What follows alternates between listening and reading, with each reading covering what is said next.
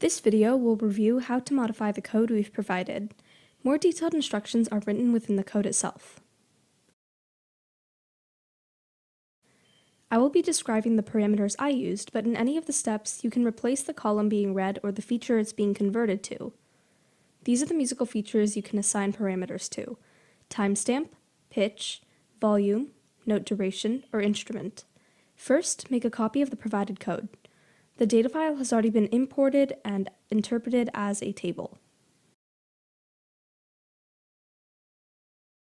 I converted distDate to timestamp, so it first had to be converted into a datetime object. You can adjust the range here, here, and here.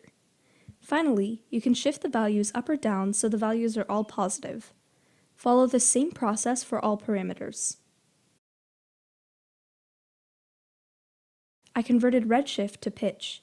MIDI values for pitch range between 0 and 127, and I chose 36 to 103 as an optimal range. Here's where you can choose a specific scale. Round each value to the MIDI values within your chosen scale.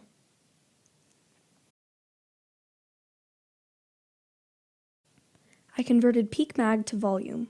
Peak mag first had to be converted into peak flux as it was a logarithmic measure of luminosity. Volume values range from 0 to 120, so I chose the optimal range to be 10 to 100.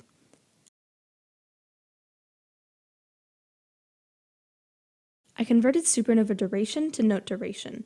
Unwanted characters were removed so the column could be read. You can adjust the range here. I chose 0.1 to 1 second.